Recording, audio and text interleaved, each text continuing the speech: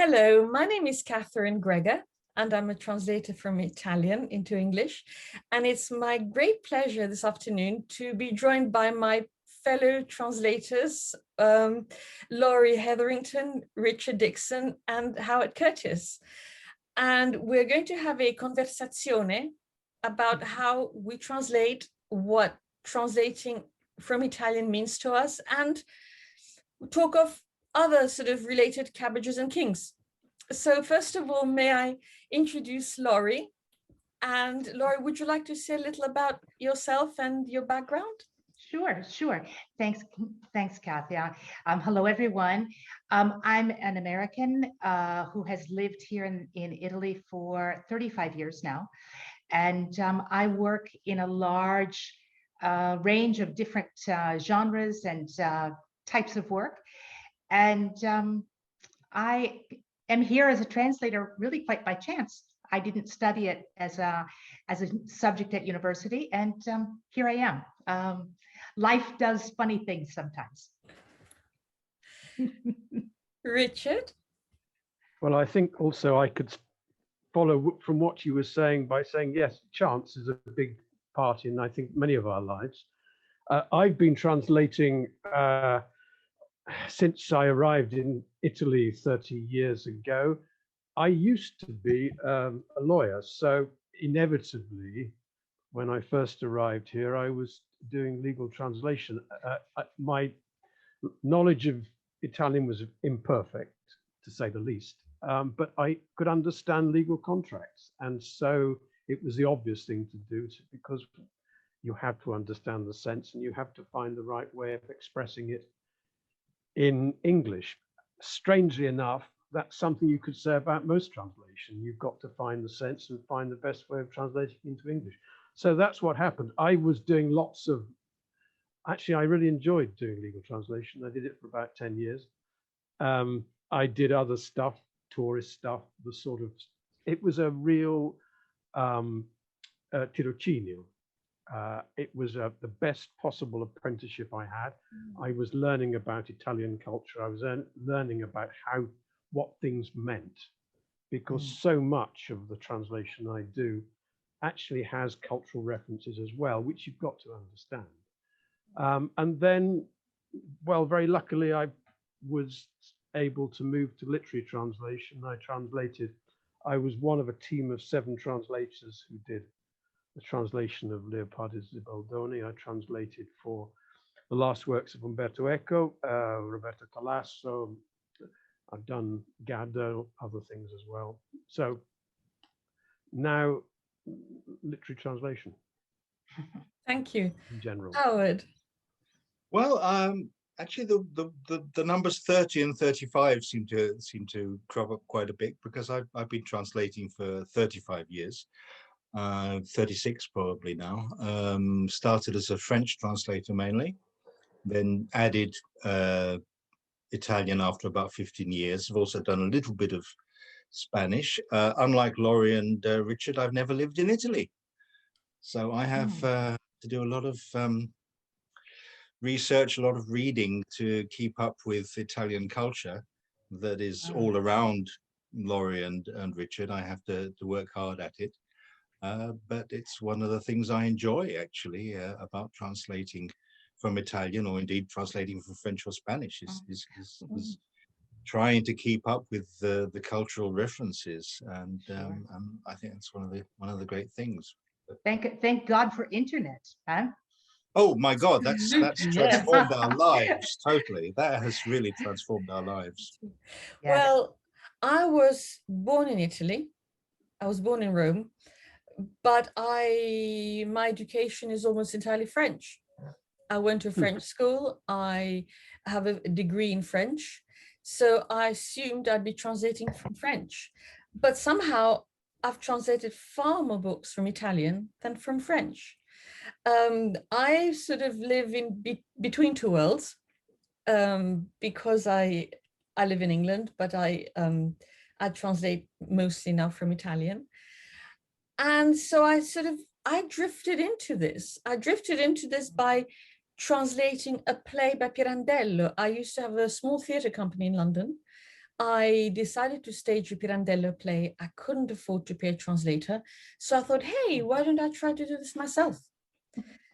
And the rest is history. Then I went into more plays and fiction, and now I do mostly fiction and also some non-fiction, travel writing possibly. Do you find it difficult moving backwards and forwards between translating from French and translating from Italian? No, because I feel my body, my muscular alignment change between languages.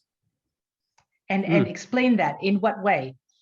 Well, I can't really explain it. I feel it's a different emotion. It's a different, my body feels different as I sit at the computer to translate different languages. I also translate a little from Russian. So it's just very different. Of course, and when I'm translating two books, one Italian, one French, I'll do one in the morning, one in the afternoon. It's fine. It's fine. There are the occasional kind of slip ups where I will say, I don't know, I'll think of mainly between English and Italian and French rather than into English for either of them. So, you know, like anybody who's been to the French Lycée in Rome, they will say fermare la porta sometimes, which makes no sense. But so we've all, in a way, been drawn into this by force of circumstances, I see. Now, interestingly, of course, two of us live in England and translate from Italian to English, and two of you live in Italy. I was wondering what difference it makes. Now, Howard just mentioned having to do a lot of research because he's never lived in Italy, but I could ask, how does it feel to be translating into a language that you don't actually speak every day, all day long? For me, at least, thank God for Netflix. Thank God for the internet. Those are two big helps. And I'm very fortunate to have a circle of English-speaking friends, not exclusively English-speaking friends, because I have many Italian friends as well, but I do have a circle of writer friends, English-speaking writer friends, that stimulate me and help me kind of keep my head in that language, in the writing portion of that language.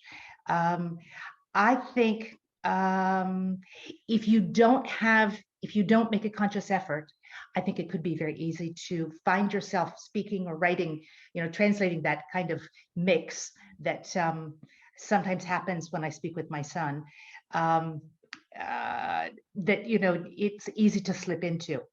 But I think, you know, if you have, like you do the two languages in translating, if you have a way to keep those two social interactions separate, it's a real help. I don't know, Richard, how do you find that? Well, I have an English partner, but I don't think I have any English or American or English speaking friends in this area. So it really was a full immersion right from the very beginning. It was difficult, I think, in the first few years. We were making terrible mistakes. Well, obviously with Italian, but also our English was getting pretty awful.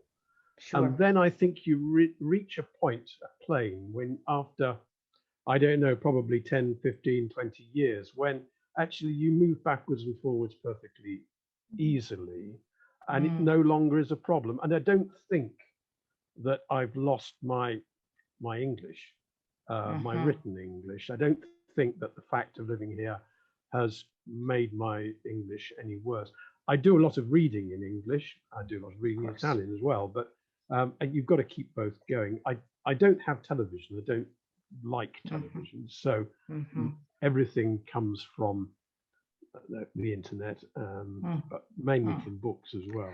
But of course, it also depends what sort of things you're translating. So Howard, I mean, a lot of stuff you don't need. There aren't necessarily lots of cultural references in what we're doing. Then you get something which is, you know, fixed in a particular place, and you've got to do a lot of research, and it can be quite difficult, particularly when it's dialogue. and Of course. dialect. Sure. No, I mean, I think that for me, being in a writers group or in various writers groups that come and go in English has been a big help, keeping that English, the contact with English language really close. I live in Florence, so I have a very different situation from you, Richard. I live in a place where English is spoken by there's a huge community that speaks English and different types of English. So it's not just American English, or it's not just British English. And that's the writers groups, I think, is one real good way to stay in touch with that language. What about the two of you, Howard and Kathy? How do you keep up on it? And not having lived here either. Howard. Well, I think it's easier for Katya because she has a lot of Italian friends that she keeps in contact with, and obviously having grown up, she knows at least some of the cultural references, even if some of them are maybe a few decades out of date. As I say, I'm not going to be specific about that. But no, it's part of the professional armory that one has to just keep up with how people are talking, how people are, especially how people are writing, and be able to recognize, different idioms, different registers of voice in Italian. And then the other question is how then to render them into different registers of voice in English. And that's where actually being in England is perhaps an advantage. But no, it's just it's hard work. It's hard work. I mean, sometimes, as Katya can tell you, I do sometimes go to her and say, have you ever come across this expression in Italian? What does it mean? I've never heard that before. Sometimes she knows, very often she knows, but even then there are things that maybe she's not heard because they come from a different region or a different dialect, and then you just have to do as much research as you can. As Laurie said, the internet is a huge help, and the amount that you can find on the internet now that would have taken months of grueling work in libraries. Yes, well, and also the contact that we can have with other translators. Yes. When I used to have a neighbor who was a translator, she was an Italian to English translator, and so it was really easy. I'd walk across the stairwell and knock on her door. But now also we are able to have those contacts with other translators, and there are these networks of translators where you can say, help, I don't understand this, or you maybe have you have that sensation that the passage that you're working on, you're not quite there with it. It's almost, but there's something that's not quite right. And so having those contacts is a big help. And I think also the internet has been a big help in that way as well. One of the first things first things that I realized as a translator is that a translator cannot be expected to know everything. Absolutely. And there's no shame in asking for help from whoever. I find that obviously I went through a phase where I was reading so many Italian books that I've realized I had to make a conscious effort to start reading books in English, because I thought I live in England, but at the same time I'm so immersed that I started actually speaking Italian at home to Howard occasionally, thinking I don't have to do this. Actually, why am I doing this? But then you see, in my family, my mother and my grandmother would make up sentences from different languages. So there'd be a bit of Italian, a bit of Russian, a bit of French, a bit of English in the same sentence, which of course was frustrating when guests came around, because we had to pay attention and make, like civilized people do, a sentence in a single language. But that was actually really difficult, because depending on the emotion you want to convey, you don't always want the same language, and you may have different emotions in the same sentence. But I think that's wonderful, and I think your guests must have loved it. No, It also reminds me of something that I read Iris Arrigo wrote about how her father was determined that she should never be brought up in any one place, so that she never had a sense of a single nation, that she felt that she was a part of a much bigger world. And of course, that was a time when nationalism was rampant, as it is unfortunately now. But I think it's a great thing, and it's marvelous.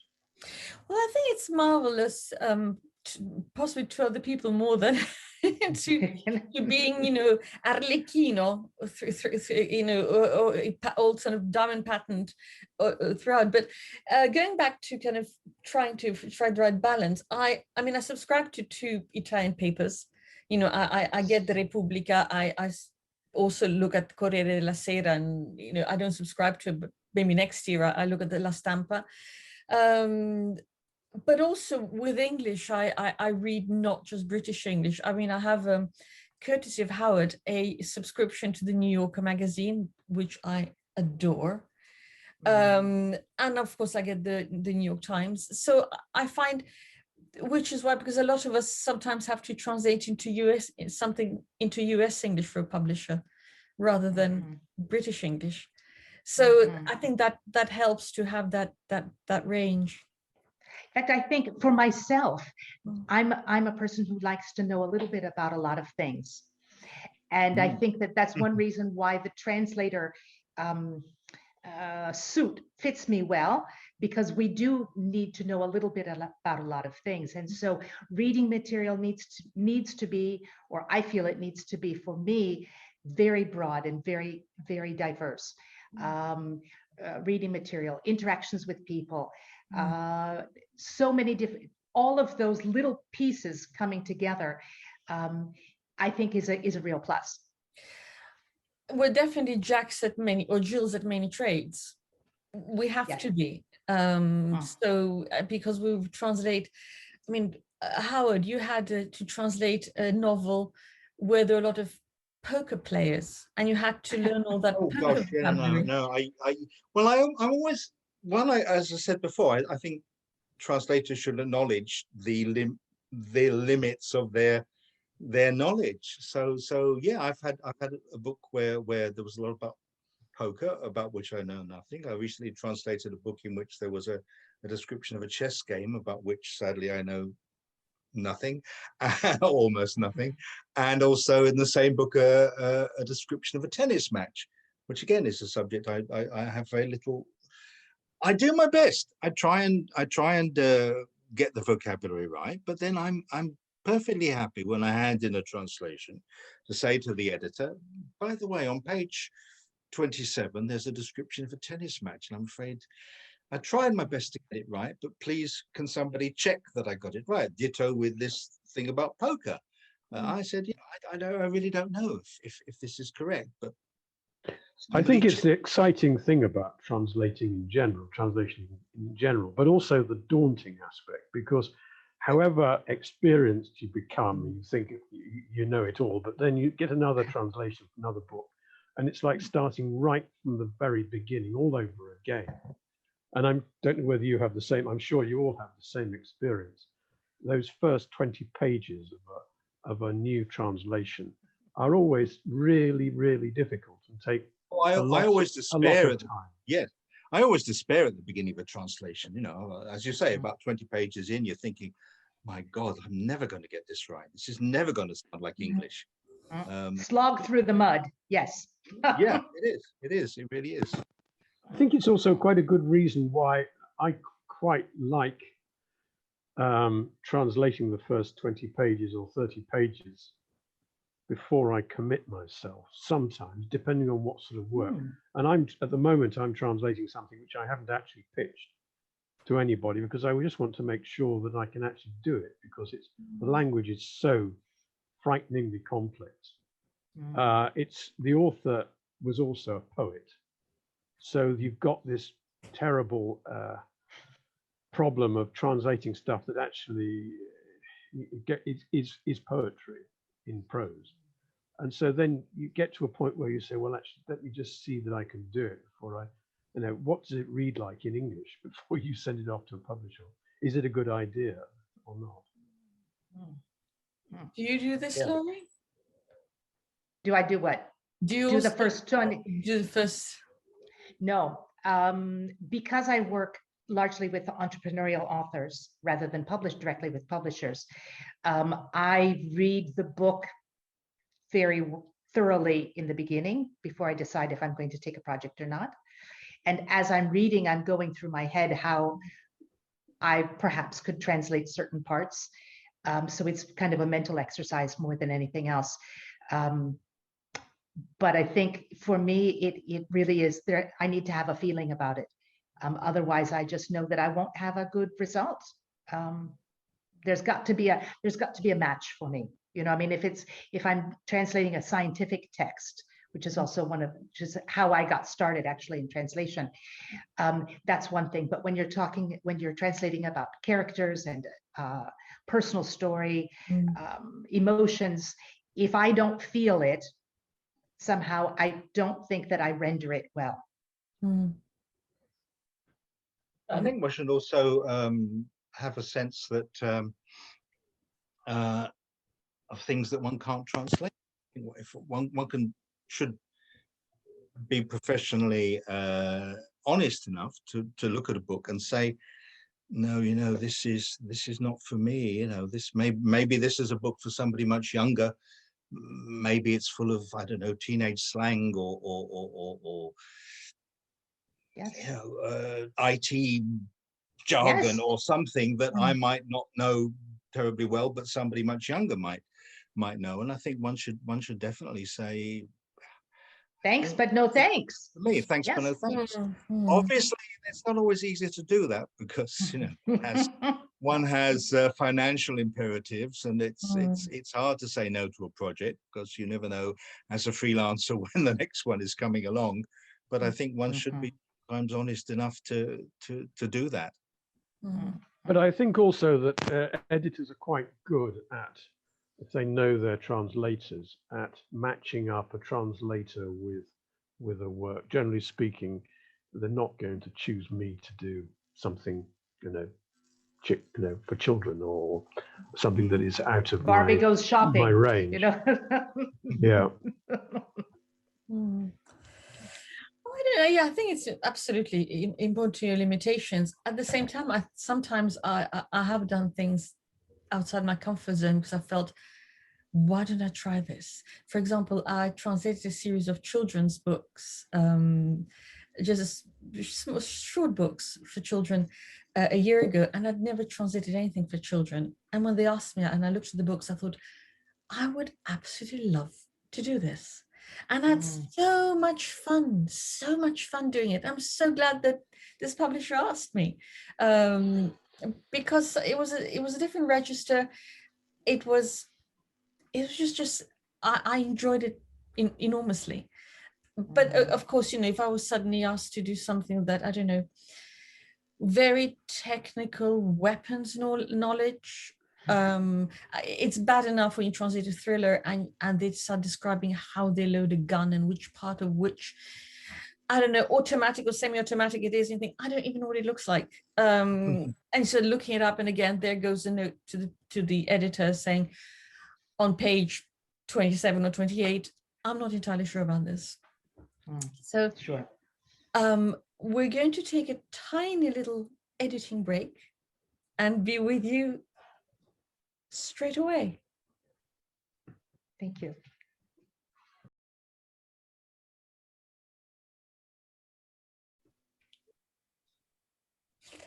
And we're back. Now, Laurie, I'd like you to tell us about your incredible self-publishing feat. And because I'd like after that to talk about publishers and their attitude towards Italian literature. Okay. So as a lead into that, I recently published a collection of short stories by Emma Perodi, who was a late 19th century Italian author. They're fantastical tales, and they're actually within a frame story. So they were really very different and really hard to place. I had an agent who was trying to place my translation for about 2 years. And he had lots of interest. People said, oh, that's so interesting. It's never been published in English before. But they said, we just can't, we don't know where to put it. And that's what drove me to ultimately self-publish, because I really felt strongly about it. I had worked on it. I had kind of discovered it about more than 20 years before. So I wasn't willing to give up on it. I had the translation done, and so far it's been, people who've read it are really enthusiastic about it. And so I'm just happy that I was able to get it out without a publisher. Of course, now self-publishing is not necessarily do-it-yourself. It means self-publishing in a very professional way. So I had a professional editor, I had a professional cover artist, I had a professional do the layout, the interior layout. So what I was aiming for was a product that was as close to a traditionally published book as possible. And I think so far people have not really been interested if it's self-published or traditionally published, and readers just want to read good stories that are well translated. I'll jump in there and say that I've read the book, and it's a beautiful translation, and they are brilliant stories. That's Thank you, Katya. and absolute truth. So it's interesting, you actually wasted all these years, nobody wanted to publish such an incredible book. Well, it was interesting because the comments were things like, she's not, because she published this at the end of the 19th century, so it wasn't 20th century literature. It didn't fit into a classics box. Short stories, but there was a frame story. Fantastical stories. There's some magic realism involved. There's some religion, undercurrents of religion in there, and it just never fit into any of the boxes that traditional publishers have. And I find, and probably the rest of you will agree with me on this one, is that it's really frustrating because traditional publishers often do have their boxes, and we all understand that they are money-making businesses and they need to see what's commercially possible for them. But it can be very frustrating because sometimes translated literature of all types, whether it's genre literature or real literature with a capital L, doesn't always fit into those categories that they already have. I've been trying to pitch books for the last 8 years. I mean, most of the publishers I know genuinely love books, and they have to survive. They have to make money to pay the bills and pay their editors and pay the translators. But I can tell they absolutely love books. There is something I find very sad, and that is, once an author has made a mark in a particular genre, there is no breaking out of that mold as far as the market is concerned. For example, in Italy, I noticed that there are writers who are quite eclectic and who have written a series of novels based on family stories, and suddenly publish a thriller, and that appears to be fine. And it should be. It gives people the possibility of evolving, of changing, of exploring. Sure. But here I find that if there is a book that it goes against the previous kind of the author's CV known to date, there is a certain, at least in my experience, I've encountered a certain reluctance to explore that. I find that deeply sad. So if somebody is known for writing crime novels, if he writes extraordinary essays, suddenly that's not what he's known for. Well, how about you get to him known? Yes. I don't know. And also when someone has been translated, they don't generally have the option to choose a pen name. For example, I have 2 sisters, authors, who write under their actual names, historical fiction, largely based during the Borgia period. And they write a crime series, a detective series, under a pen name because of exactly for that reason. But if they were to be proposed as, if they were writing those two things under the same name, for example, and they went to have those translated, probably they would run into the problem outside and they couldn't really choose a pen name as a translated author, no? That's a very interesting point. I mean, I could propose, or I could pitch their things as two separate authors, you know, but if they are writing originally in their own name, how do they do that? But then, of course, then you encounter the fact that a publisher may not want to translate somebody who's not known. That's exactly. Because it's the first time they've used this pen name. Yes. I find that deeply sad, because I think if a writer has more than one genre, it makes them a thoroughly interesting person, rather than somebody who churns out the same thing over and over again. I wonder what they do about translations of J.K. Rowling and her other stuff. I was just wondering about that. I don't know. I think she's they use famous enough for it not to matter, basically. And because she writes under a different name, you know, I'm saying if someone writes under their you know, given name, when the publishers in another country are looking, considering a translation, they might say, but wait, this isn't, you know, we've already published this. We can't now translate this other thing for them. You know, but it is a conflict for sure. And as you said, Katja, you know, publishers don't want to take a chance on someone who doesn't have the sales numbers.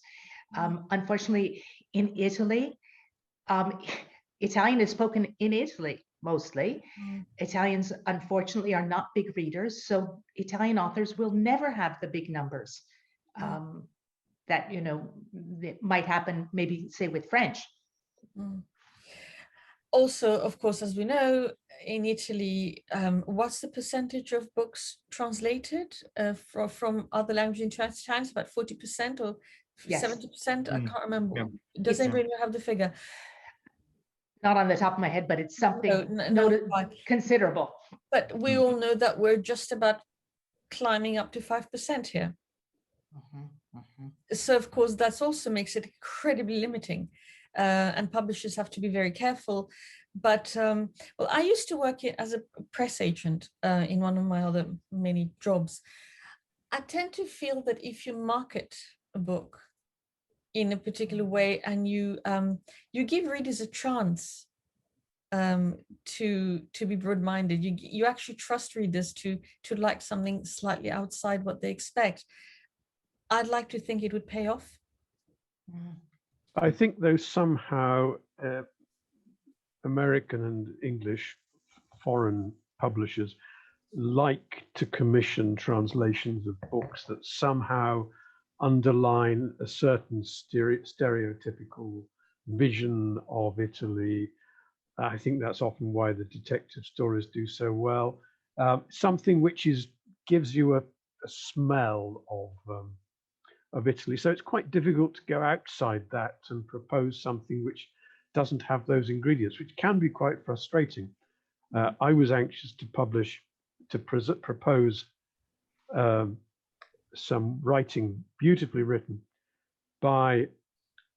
written in Italian by an Argentinian who was talking about Argentina, writing about Argentina in Italian. And therefore I was proposing a translation from Italian into English of something about nothing to do with Italy. And it didn't go down very well, unfortunately, because it's a brilliant book. I think, I think this is absolutely true. And I think it's not only true of Italy. I mean, I do think that Anglo-Saxon publishers have stereotyped views of every country. And certainly if one book or a couple of books becomes a success from that country, then they want all other books that come from Yes. that country to resemble that book. Mhm. Because they like jumping on bandwagons, they love to put things on their covers saying, in the tradition of such and such, or if you liked this, you will love that. They do like to stereotype things.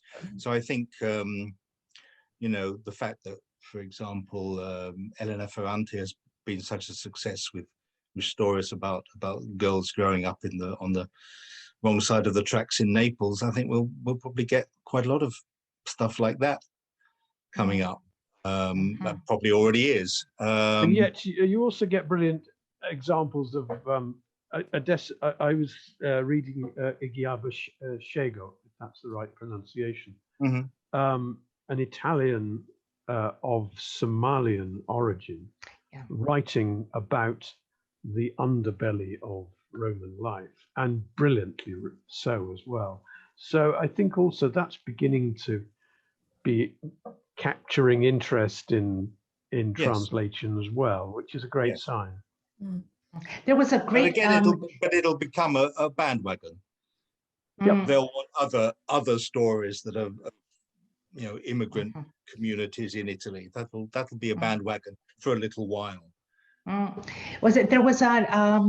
Was it Words Across Borders? What's the site? They had a whole series of Words Without Borders. That's right. They had a series recently of immigrant authors who had written in Italian that had been translated into English. Yes, but it is so. But I think that anytime there's a consumer involved, the reader is the consumer, there is that tendency to have the bandwagons, whether it's fashion, whether it's food. I mean, every product suffers that fate, I think. No, absolutely. That's quite true. But there's also, I would love, for example, British and US publishers to be aware of literary awards in Italy that aren't just the Strega, because Brava, yes. The Strega is, I never miss it. I get very excited by it. I was on the Strega jury last year. And they have some wonderful books, but they are, I find, possibly, it's almost predictable which book will make it onto the Strega list. Personally, and this, no disrespect to Strega, they have wonderful books. I really like the Campiello list. Because I never know what would make the Campiello list, whereas I can often sense, oh, this is going to make it onto the Strega. Would you know what I mean? The other thing about the Strega is, I think I'm right in saying that at least until recently, there were very few independent publishers. They were always the big boys. That's the other thing. Exactly right, yes. Absolutely. There's Premio Calvino, which has some very interesting works being published. Mondello. Sorry? The Premio Mondello. Exactly. Yes. Absolutely. But it's interesting. You're quite right. What you were saying earlier on, Richard, about the Argentinian writing in Italian. So no, why would anybody want to publish in English something in Italian that isn't about Italy? Yes, I've come across that. And I think it's sad in a world where we're trying to break down borders, where a book cannot stand up in its own right. It has to be somehow in its little book. I had a book that I translated a few years ago that was written by an Italian man who works he had worked for the UN, and he goes into places where there's conflict. I think he's currently in the Ukraine, I believe. And he wrote a book about an albino girl in Africa. And it was a story that was very strong, very powerful story. And the campaign to raise awareness about albinism was endorsed by the Pope. He had 12 Nobel laureates who were supporting his campaign. We got him an agent. to present his book. She was sure she was going to find a publisher, and it went nowhere. So he self-published. In the end, he self-published because I think it was partially that problem. It might have also been the moment that wasn't quite right, because a story of that sort can be a bit difficult to deal with sometimes. But maybe part of it was this fact that he was Italian, writing about a reality in Africa. Even though he had deep knowledge after having spent a long time working in that part of Africa. How, you're going to say something? No. I mean, Okay. we can spend all of this this session grousing about publishers. Well, we're not really grousing. I don't know. Well, I don't know. No, I have great admiration for publishers. Or let's say I have great admiration for individual editors within publishers who do love literature, who do love books, who do love other languages, who want to do all, but they're always up against their marketing departments. But we have a basic problem, I think, and that is that we are writing in a language that is already so rich in literature, from Australia to South Africa to, I mean, throughout the world. Indian literature in the English language is incredible. Why do they need to commission a translation? Well, we can give the answer to that, but then the question is, how are they going to deal with it? Because there are not that many publishers who have in-house people who can read Italian, and it's a major problem, because it means that it's very difficult to make judgments. They don't always believe what we tell them. Our pitch, you know, if they respect us, they might do. But I don't know. It's a very tricky one to try and to present something to a publisher who doesn't read Italian.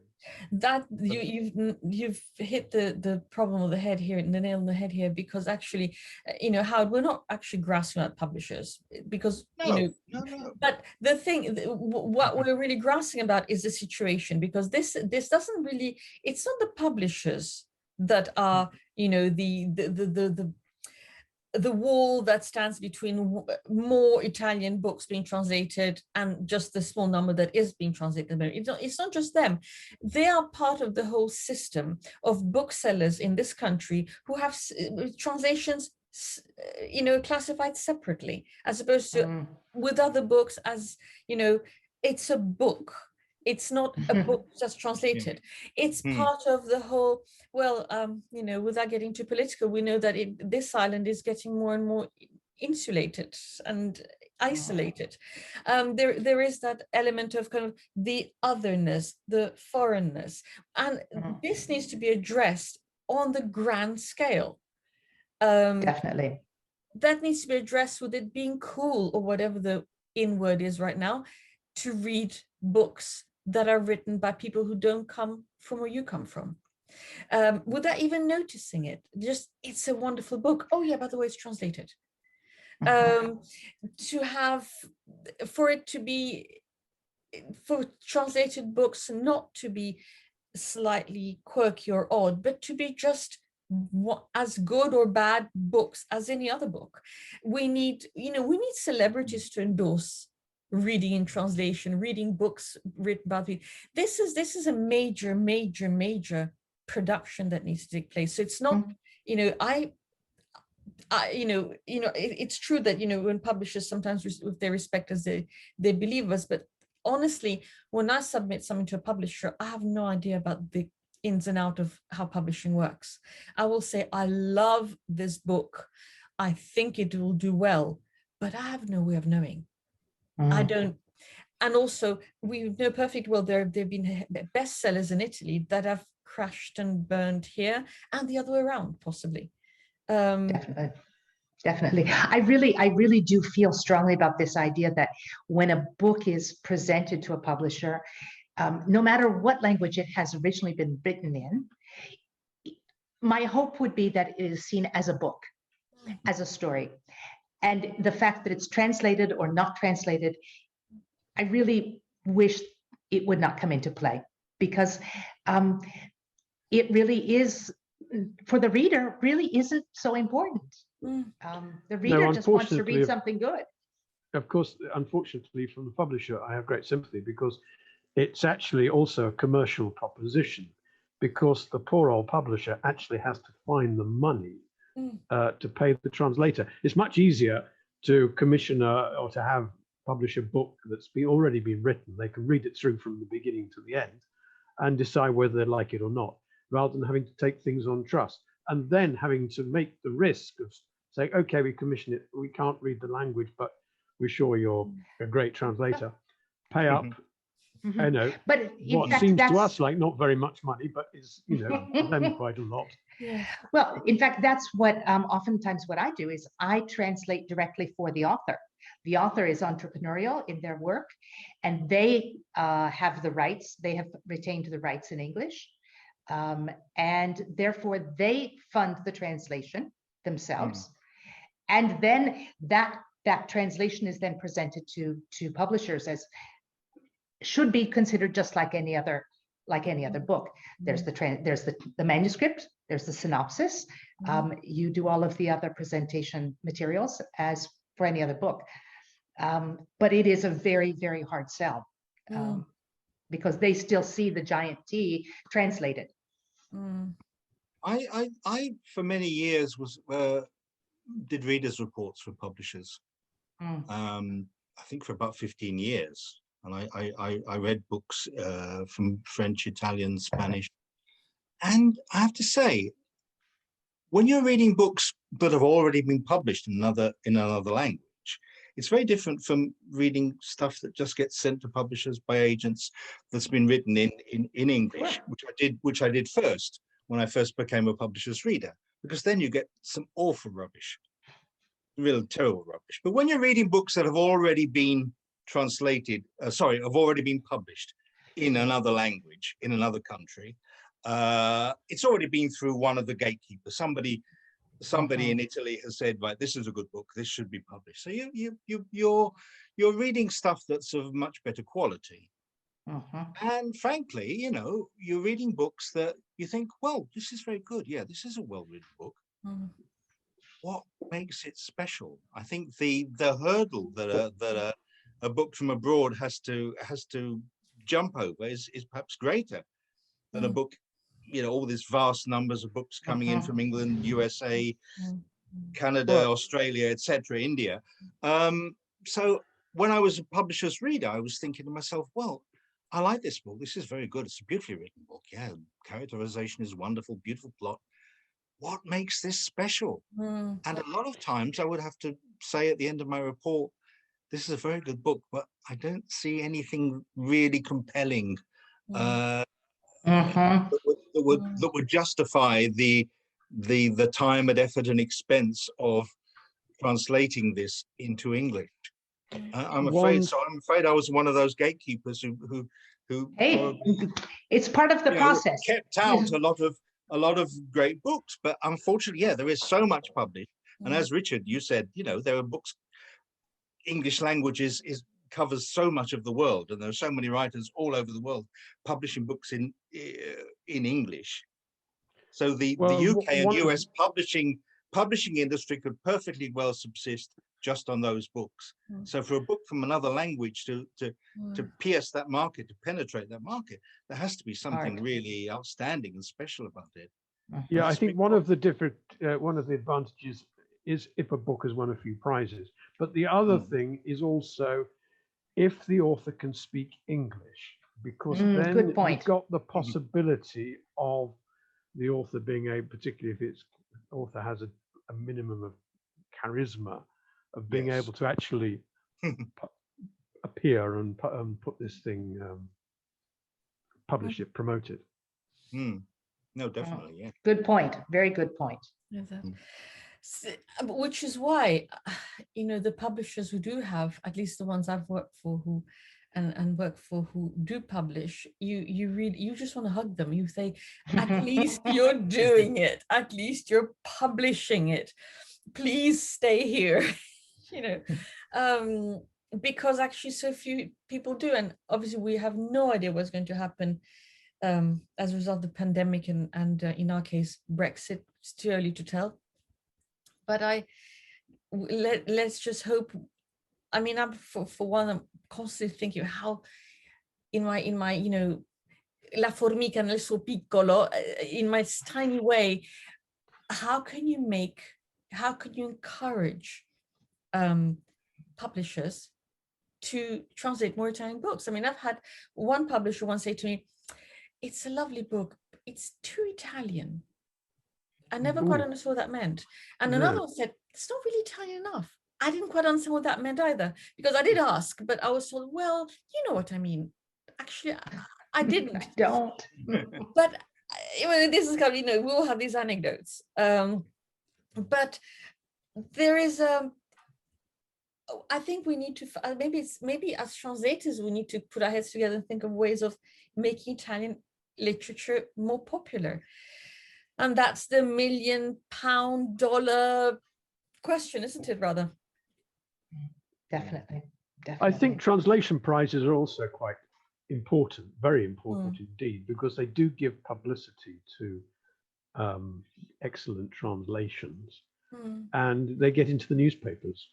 And I think also there's now a tendency for reviews to also credit the translator often at the beginning of the article, and to make some comment, even if they can't make a close comparison between that and the original, at least they make a stab at saying it's an elegant translation, or yes, that's it reads well, translated, smoothly translated, seamlessly translated. And these are the favorite ones.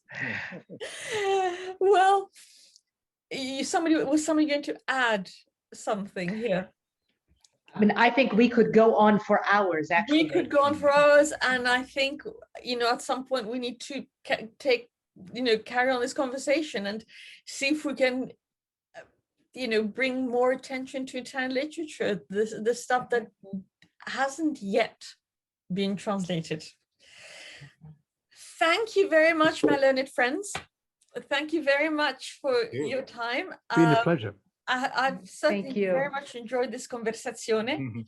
And alla prossima. Thank you, Laurie, Richard, Howard, Catherine. Thank you. And speak soon, hopefully. Thank you. Bye. Buon lavoro. Yeah. Buon lavoro. Buon lavoro. Ciao. Ciao. Ciao.